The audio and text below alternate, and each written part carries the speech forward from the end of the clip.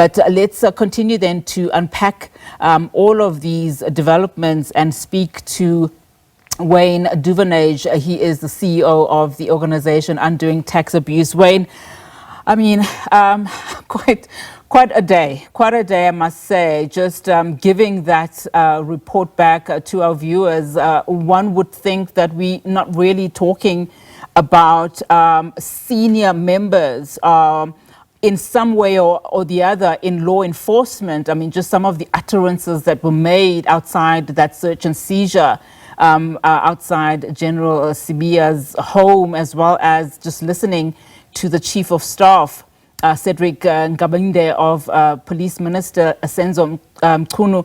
What do you make of, let's start with what's happening outside of the ad hoc committee, just the developments from this afternoon, and of course not forgetting that earlier seizure in Johannesburg of the Tycoon, as we called it, the home of the Tycoon, with flashy cars being seized there by the SIU,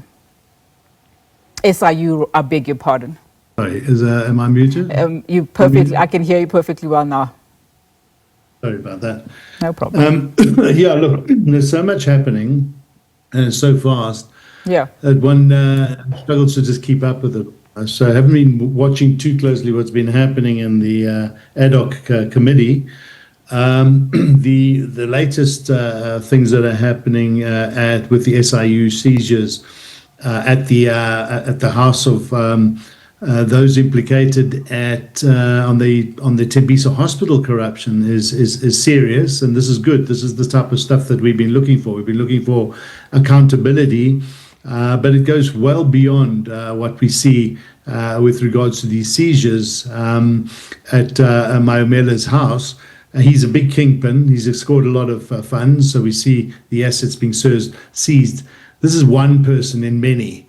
And these are just assets being seized. So it's a good start. What we need to see is how this flows into the NPA, charges, court, and prison time.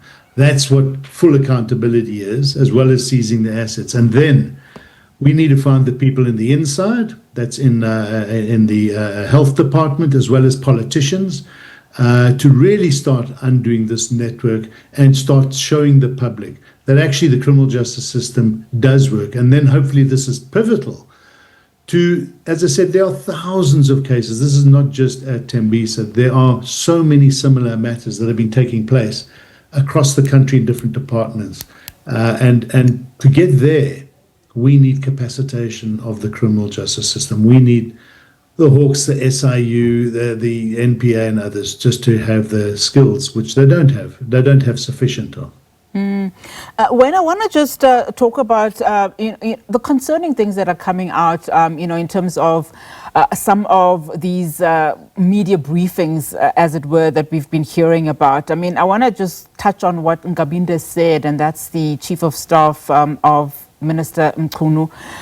As somebody who has been working within SAPS, he also at some point worked at IPID. I think Mkhwanazi did mention during his testimony that Ngabinde was unhappy at IPID and left, and that was during the time of McBride. I think he also had some sort of friction with Paul O'Sullivan. But earlier on, telling media that, in the event that his property is searched and there is a seizure that happens there, he will make sure that he has his lawyers present because, he quite frankly doesn't trust that nothing will be planted there. I mean, what does this say for somebody who understands the system, the law enforcement system, but particularly SAPS? What does it say about what he knows and also just the confidence, particularly as we South Africans are watching this, in terms of the credibility of policemen?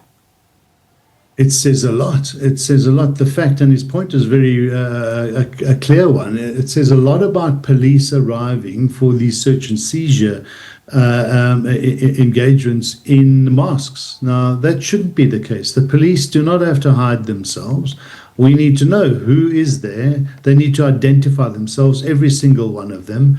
To have these big showdowns of 50 police, there's something untoward about this. And he's quite right.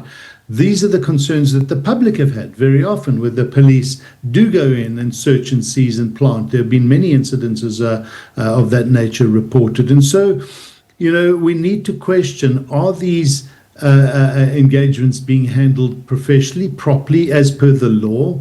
People explaining and identifying who they are, why they are there, what is the warrant read, what does it say, why was this warrant obtained, how was it obtained? And if we can do this properly and not have these showdowns and almost appears like a theatrical situation, that's a concern. So there are a lot of questions around what has happened in the past and what might still be unfolding, and there's going to be a lot of different views and cross, I guess, counter arguments as to what is unfolding in these commissions and these ad hoc committees. Absolutely. Wayne, thank you so much for your time. I mean, as we continue to monitor all of these developments, I would imagine we probably will see a lot more happening. But thank you so much for your time. Really do appreciate it.